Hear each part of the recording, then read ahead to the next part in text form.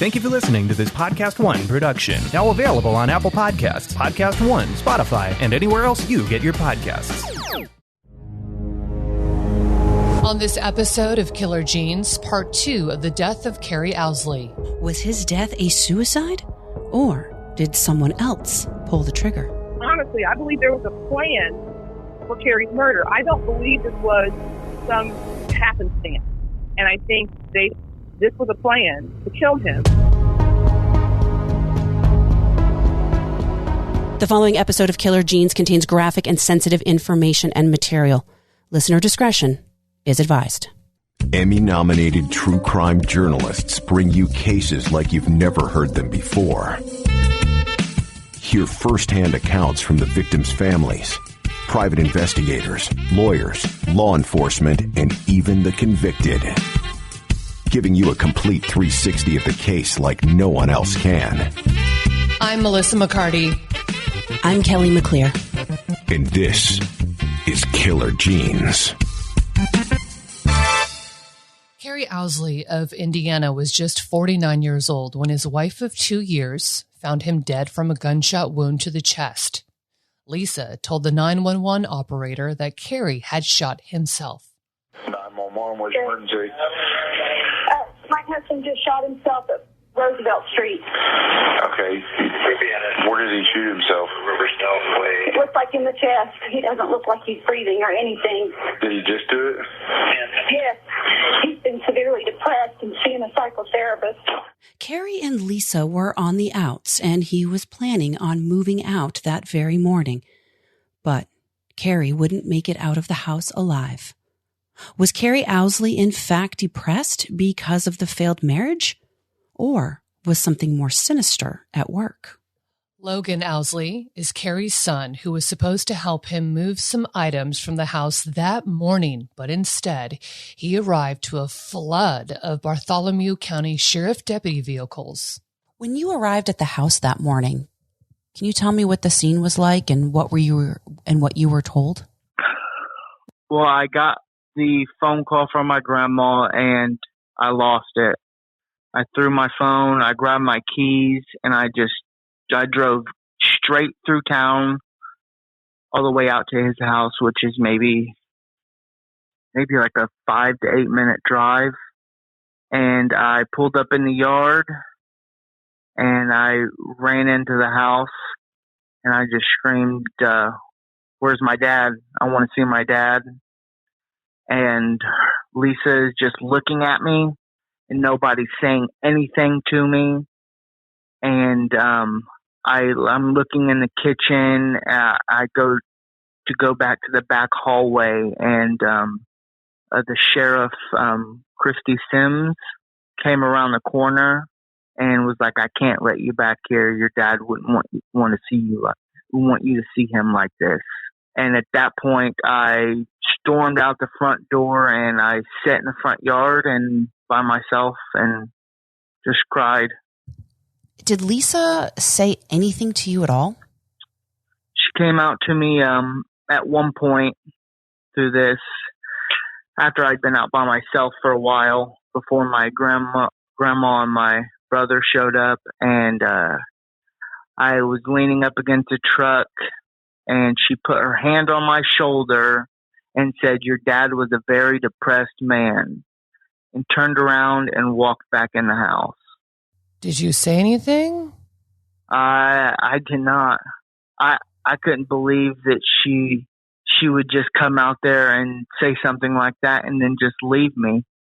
For somebody that supposedly loved him, that's just not, and like for you to treat their son like that while he's by himself.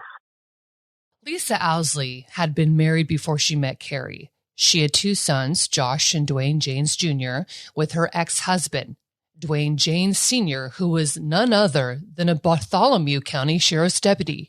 Who else was there? What other family members on Lisa's side were there?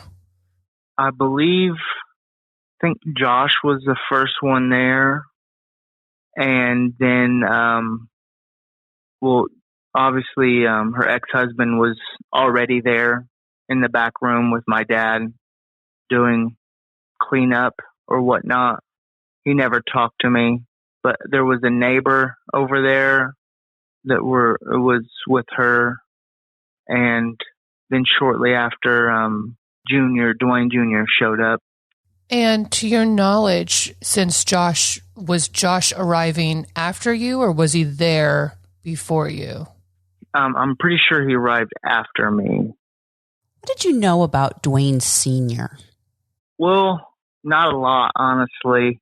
Dad didn't really talk much about him. He said that he was an all right guy and he wasn't too bad. But him and Dad also had words over the boys. So when you saw Dwayne Sr. there, you didn't think anything of it because he's a Bartholomew County Sheriff's deputy. So you didn't find it odd that he was in the house? I honestly didn't even know he was in the house until he came out with some stuff. Because there was a sheriff's car parked in the driveway, and I was just assuming that it was just one of the sheriffs that were there. But he was in his plain clothes. He didn't say anything to me. I'm sure it's all still such a blur today. Did somebody finally come up and talk to you and tell you what happened? Because Lisa was the one that made the 911 call. So, what did they tell you that morning happened? Honestly, I don't think anybody did. I think the initial call from my grandmother saying that my dad had shot himself was the only thing I had to go off of and the only thing that was in my head the entire time. I tried to call Lisa after they took my dad away and everybody went home, but she wouldn't respond to any of my phone calls. Cheryl Owsley Jackson, Cary's sister, confidant, and best friend, had a nickname for him, Dodie, and she remembers exactly where she was when she got the call that Dodie was dead. I was on a blind date, the Match.com blind date with a Chicago detective, and we were sitting there for 3 hours talking, and he went to the bathroom, and when I turned my phone over, everybody in my life had been calling me numerous times. So one text message said, call your mom. I call my mom, and she doesn't even take a breath. Dodie's dead. Lisa said he shot himself. And I was like, Mom, go double check. I was just, so when the cop comes, my blind date comes out of the bathroom, I'm on the floor.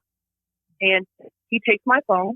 He talks to my mother. This guy I met 3 hours before is a high-level Chicago detective.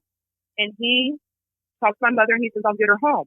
So when I get to Columbus, he says to me, I want you to get a pen and a piece of paper, and I want you to write down every single thing I tell you because the evidence does not make sense. So what about Cary's death did not make sense? Well, for starters, the fact that Dwayne James Sr., Lisa's ex-husband, who was not on duty at the time, was the first person on the scene. Secondly, he entered the house and touched potential evidence, going so far as to help remove Cary's body from the home. Oh, and let's not forget that the gun that Cary supposedly shot himself with was in fact one of Dwayne James Sr.'s guns.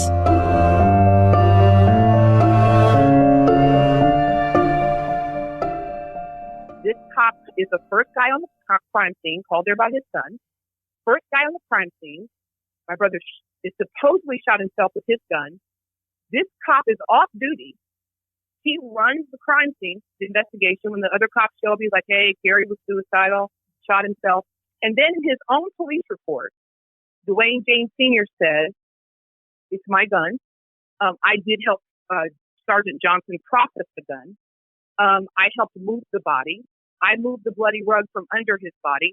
And I saw someone, which I'm sure he doesn't know their name. I mean, what's wrong with not saying who that was? I saw someone burn the chair Cary died in. So when I try to figure out why someone does this, why do you touch every single piece of evidence in the crime scene? It is so contaminated by his DNA that maybe he thinks that we can never find the answers. If he admits that he touched everything, then of course any DNA that shows up, if he's involved in the murder, it shows up. But also to just tell the world, this crime scene is contaminated. Nothing can be trusted from here. So you believe that was intentional? Yeah, I do.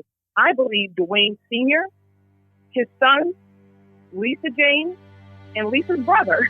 Honestly, I believe there was a plan for Cary's murder. I don't believe this was some happenstance. I believe, this was building. Cary's going to try to leave with $40,000, half of his money. He has all his guns in that safe. He has this, he has that. And I think this was a plan to kill him. Get ready to have your mind blown. I'm new to CBD because THC was always too strong for me, and sometimes CBD doesn't do much at all.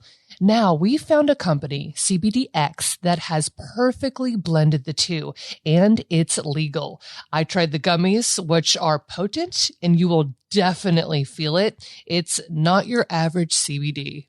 No, Melissa, it is not. And you know that I have been a huge fan of CBD for years now. And I'm so excited for the products from CBDX because they are game changers. I had some friends try the products for a biased opinion, and they came back with rave reviews saying that they never felt more relaxed and more focused than ever before. CBDX created a Delta 8 THC. It's in the form of vape cartridges, edibles, or buds, and really fun flavors. Now, I was surprised to see that it shipped directly to my house, regular mail. That's because it's federally legal and it's easier than going to a dispensary. Yeah, so if you live in a state where cannabis is illegal, this is an amazing alternative. Now, just note, though, that CBDX will show up on a drug test as THC. But as far as strengths, the gummies go up to 25 milligrams, and you still enjoy all the benefits of CBD. So if you want to give it a try, go to cbdx.com. That's CBDX. Use the code KillerJeans for 20% off, and a free gift will be added to your order.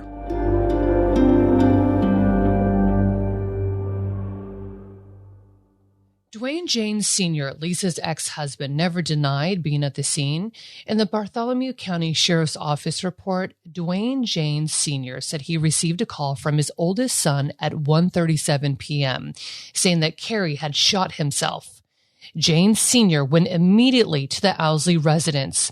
He states in his report that he assisted in making the gun safe. He assisted Coroner Larry Fisher in placing Cary in a body bag and carrying him out. He went on further to say that, quote, after the coroner and law enforcement left, I, with the help of my son Dwayne, cut out a section of the rug that was blood-soaked, bagging it for disposal. Cary Owsley was found dead in his office, a single gunshot wound to the chest. Beneath him, a wooden dining room-like chair with the back spindles shattered was tipped over onto its back. There was a bullet hole in the wall behind the chair. Investigators would claim that Cary was sitting in the chair, put the gun to his chest, and pulled the trigger. And when he collapsed backwards, the chair went backwards with him. It's a ruling that Cary's sister Cheryl is not buying for a second. Now, when you were first told by authorities that your brother committed suicide, did you instantly think these things, or did you have a split-second moment where you thought maybe it got that bad and he did? No, I knew he was fighting. Cary Owsley was a fighter. I'm going to tell you what I think happened, because he had his pickup truck back at the door, called his son to help him move, and honestly, he could have put his butt in that seat and driven away. He could have done that. But I bet you what was happening over this fighting over this safe, Cary was saying, I'm not leaving without it. And that's it. And it just escalated. But I don't think for a minute that he called his own son and had his pickup back to the door and then just decided, you know what, I think I'll kill myself. I think Cary was in a battle for his life. If you also look at the evidence, there are 2 bullet holes behind him in the wall, And you got to wonder, he's a pretty good shot if he didn't kill himself the first time, So I don't believe Cary, I don't have an inkling about that. Another thing that's always bothered me about the crime scene and lack of evidence collection was that there were 2 beer bottles in the office. Yeah. They both had condensation on them, meaning probably from, within a few hours. One had been partially consumed, and not by Cary because there was no alcohol in his system. Were you given any explanation for that, or what are your thoughts on that? That was one of the pieces of evidence the sheriff put in front of me. He said, there's also, keep in mind, Cary Owsley is a random guy who's going to kind of like, fix your car, like maybe rip the steering wheel off with the engine fix. He's not a guy who's going to like put all his medicines lined up in order and the beer cans facing forward anyway. But I think this scene was set up, beer cans facing forward, medicine all facing forward, to say he drank a lot, took a bunch of medicine, killed himself, and then nothing shows up in the system but some coffee and the medication he was supposed to take in therapeutic amounts. So this was all a setup. In your fight for answers in Cary's death, I know you've played detective yourself and did FOIA requests for the police file and all the records and interviews and everything like that. What were some of the most surprising things that were or were not in those files? And my other big question is what were the alibis of Lisa, Josh Janes, Dwayne Janes Sr., and Dwayne Janes Jr.? Okay, the alibis are interesting because, for one thing, Dwayne Janes Sr. supposedly meets a friend, go for a motorcycle ride, and there's a gas station, and the guy says, we're here 10 minutes, and Lisa calls, and he says, I got to go, my stepdad shot himself. When I post that, someone actually calls us and says, hey, Dwayne was with us. He said, I'll be honest, smoking weed. And he said, he was with us. And he goes, I got to go. My stepdad just shot himself.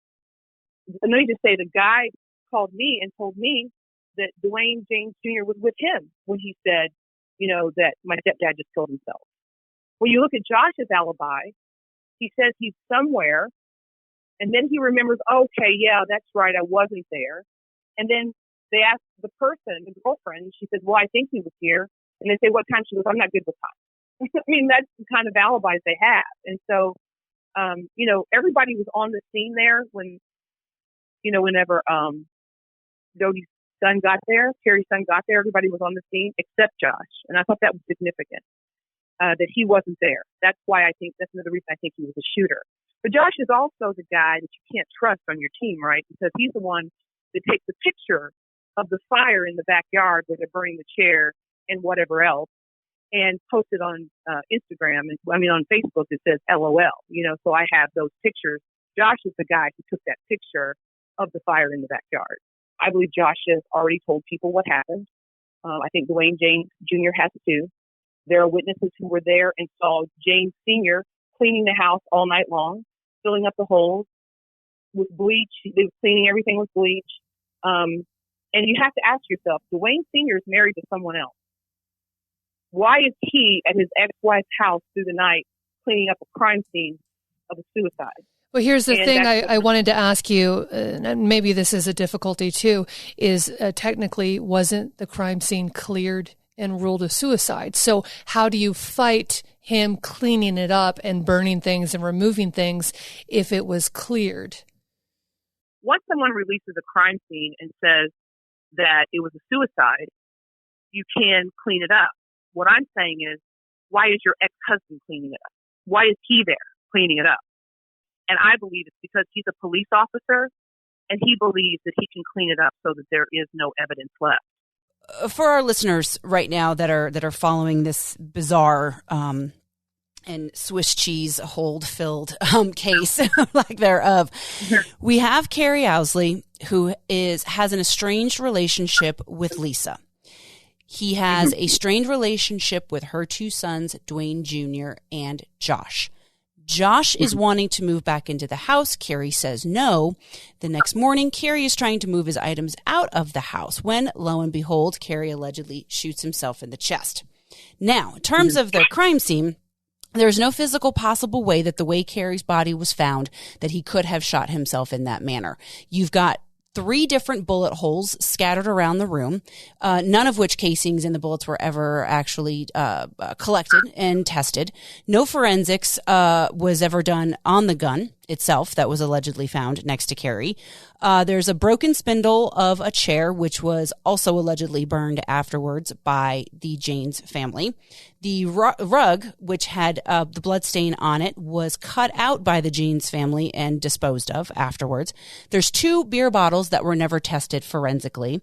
The autopsy and the toxicology report do not match up, which was at the scene there. Dwayne Janes Sr. Helped clean up the house after authorities released the house. There was no gun, no ballistics reports, and GSR was never taken from Cary's hands. Do I have that correct? But yet somehow, the Bartholomew County Sheriff's Office rules Cary's death a suicide. Oh, and there's no suicide note either. No. It was written, when I die, I want my sister to have all my stuff, which makes me think it was written before Logan, his own son, was even born. But also, in a police report, the police say, we found this note 4 months later in a stackable in the basement, and we believe it was written before he met Lisa. Lisa turned it into them 4 months later, and then the newspaper that I wrote for a decade starts saying there was a death note by his body. But they don't say it's a suicide note. They just put it out there so that when I walk out in the community, people are like, I'm sorry about the suicide note. And I'm like, there was no damn suicide note. And that's what I was writing then. I mean, I'm writing the Republic, the staff of people that I've worked with, and I'm like, stop saying it's a suicide note. It's not. But investigators were sticking with the suicide ruling. Logan Owsley remembers being in the house the day of his father's death.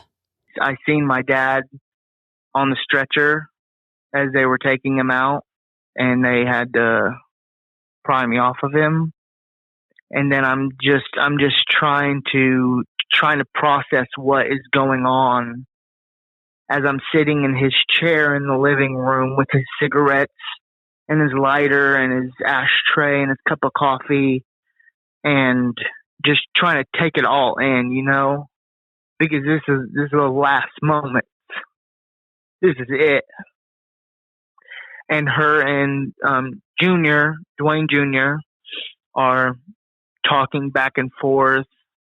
I'm not going to lie, I did see like a little bit of a smirk on their faces a couple times, and I'm not really sure what that was all about. They were whispering back and forth, and then she sent Dwayne Jr. over by himself to tell me and my brother that they weren't going to have a funeral for my dad and that they were going to have him cremated. Gosh, Logan, I am so sorry that happened to you. I can't begin to imagine what that must have felt like in that moment, in, the worst heartbreak one could ever imagine at that moment. And that's what they say to you. But you didn't cremate your father, correct? No. Right. No, we fought him. And Cary's family fought together. And Lisa calls me, and when I finally get in touch with Lisa, she says, we're going to cremate him, no service. And I just tell her, no, that's not going to happen. And she said, yeah, we're going to cremate him, no service. And I said, over my dead body. And I just said, I will sue you. I will, and I just kept, and I literally got to the point where I was begging her. And I said, I will pay fully for it. You do not have to pay anything for it. And she goes, I have to talk to someone. I'll get back to you. And so I went to the funeral home as soon as I got to Columbus, and I guarded the door because I was afraid. I just stayed in my car because I was afraid they were going to do something with his body and not give it to me. The next morning, early in the morning, Lisa calls me and says, we're going to go ahead and give you custody of the body. I'm going to sign it over. I said, when are you going to do that? Because I was afraid she would give him, permission to cremate him. She pulls up in the car, a sheriff's car, with Jane Sr. She goes in, and I presume this is to protect her from me. She goes in, signs the paperwork to give Cary's body to me, gets back in Jane Sr.'s car, and leaves. And so this, to me, is a family conspiracy. With the Owsley family gaining possession of Cary's body, they were finally able to have their funeral for Cary. Logan remembers it all too well. In the process of getting the funeral arrangements going, my aunt, being the fighter she is, said that she didn't want them there. Cheryl was referring to Lisa Owsley and her sons Josh and Dwayne Jr. But I stepped in and I said, This is the last time they ever get to see my dad. This is the last time they get to say they're sorry for whatever they've done, just so I don't have any guilt on my shoulders for not letting somebody have the right to say goodbye. I said, let's give them an hour before anybody shows up to come see my dad. So we're not there. We don't cross paths. And we get there and ask, and none of them showed up. Not a single one of them showed up. A woman that supposedly loved her husband did not even show up to tell him goodbye. That would have broke his heart. It's breaking my heart right now listening to that. Did you at that time then realize that you think something more sinister happened to your father? When did you come to that realization that something's not right, other than that your father wouldn't do that to you? What was that moment for you where you said, this just isn't adding up? It was the funeral and everything that happened after the funeral. I mean, I didn't even get a chance to go out to my dad's house ever again. The day that I seen him on the stretcher was the last time I was ever in that house. I called her a couple times and she finally picked up, and I was asking her, please let me come out and go through stuff with you. Please. My dad was very particular. He had like my baby teeth in a safe, my first locks of hair. I'm just begging her, please just let me come out and go through I don't care about this stuff. Just let me go. Let me just, my decompression, you know what I mean? Let me just go through it with you. She's no. And then I asked her about, his truck and boat, because that was like our thing. We go fishing. We go out in the truck all the time. I was always helping him work on it. And I wasn't asking for anything. I didn't ask for a single thing but that truck and the boat. And I offered to pay her half of what it was all worth. I was offering to buy my dad's things from her. Did she give you a reason why? Or was it just no? With the truck and the boat, she finally agreed after a lot of pleading. So I was like, all right, I'll look everything up. I looked up the Kelly Blue Book on the boat and the truck. I sent it to her, and I said, I will give you half of everything, what everything's worth. And she said, all right. So I pull out all my savings, all of my cash. I go out, I'm power washing people's cars out in the street, trying to gather up the money as fast as I can. I get the money and I call her, no answer. I call her again, no answer. 2 days later, I get an envelope in the mail from her lawyer saying that she's no longer going to sell me the boat and truck, that she is going to claim it as $25,000 spousal allowance. Excuse my language, are you fucking kidding me? Nope. Does she still have the truck and the boat? She gave the truck to her son. I've seen her son driving it a couple times, and I'm not really sure what happened to the boat. You've seen him drive your father's truck? Yep. Cheryl and Logan's fight for the truth was not over, with little to no investigation into how or why Cary died and lack of an autopsy being conducted. The Owsley family wanted to exhume Cary's body, but it wouldn't be so easy.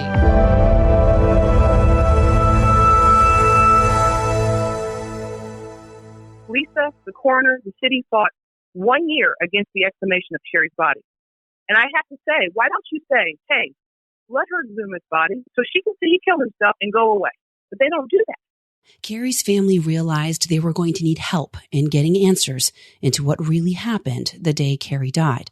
So they turned to attorney Trent McCain. What were some of your first impressions when you started reading through the case file? It was quite shocking. He ends up dead on the same day that he was planning to leave his wife. It just didn't make any sense to me. Once we started taking a look at the evidence, and once we realized how hard it was and how hard we were going to have to fight just to exhume Cary's body, we knew that someone had something to hide. So let's talk about the exhumation. So Cary Owsley, is found dead. They rule it a suicide. And didn't Lisa Owsley originally want Cary cremated, but they did not, and he was buried, and Cheryl fought to have Cary's body exhumed for a second autopsy. Is that correct? Cheryl did say that they wanted to have, or Lisa wanted to have Cary's body cremated, but Cheryl, her nephew Logan, and her mom, Miss Rose, they strenuously objected to that.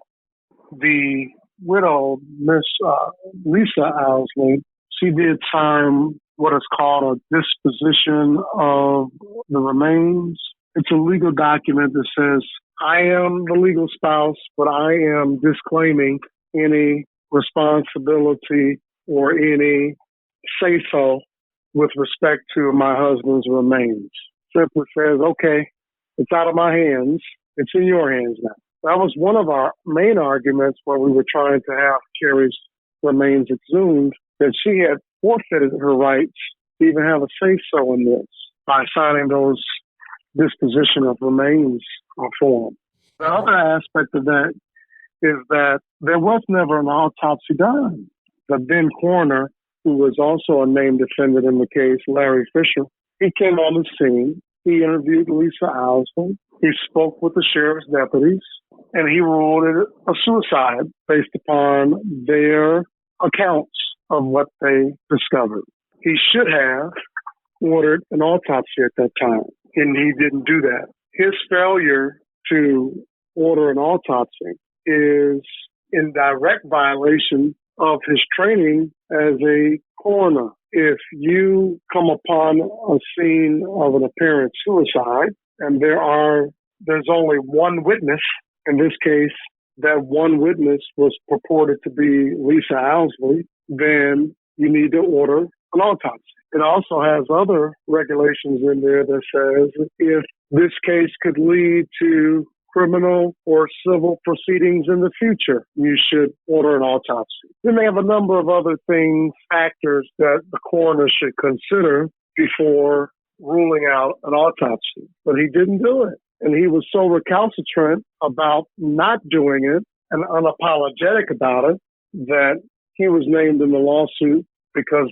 Logan and Cheryl believe, the family believes, that he was part of a conspiracy to cover this up. Cary's body is finally exhumed, but what should be the next step towards answers was anything but. So they exhumed his body. The vault's not closed. 1 year later, our pathologist is stunned to find that he's in standing water because he was not. The vault was not closed. The only thing that was left was the wound on the top of his body and the trajectory of the bullet. And the wound on his body, both pathologists say, was altered after his death. Who is responsible for altering the wound after Cary's death? And who's responsible for making sure that the vault is not closed so that he's in standing water and almost deteriorated, right? So there's a lot of cover-up for a guy who's supposed to have just killed himself. Still, a second autopsy is attempted. Attorney Trent McCain explains the findings. So once an autopsy is finally done, what were the results and what are you guys doing with that information? Once an autopsy was finally done, over a year after Cary Owsley died, both autopsies were inconclusive. There was a state-appointed pathologist who performed the autopsy, and the autopsy was completely observed by our expert.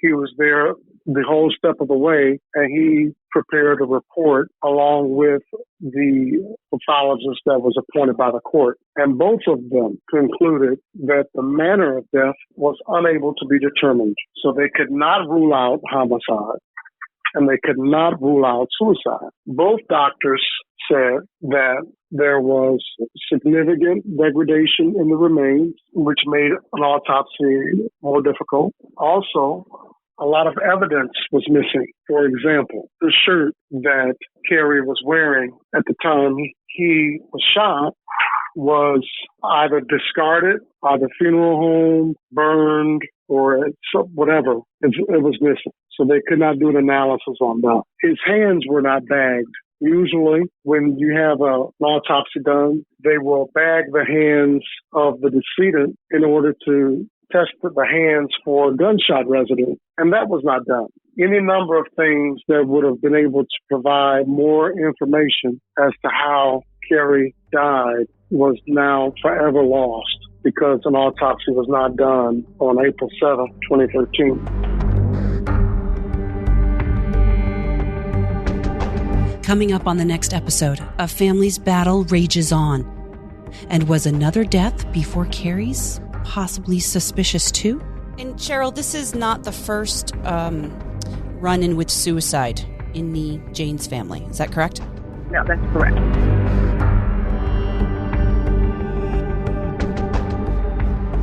Thanks everyone for listening. Follow Killer Genes on Facebook and on Instagram. It's at Killer Genes, the podcast. Also, be sure to like and subscribe to Killer Genes on Podcast One, Apple, or wherever you listen to podcasts.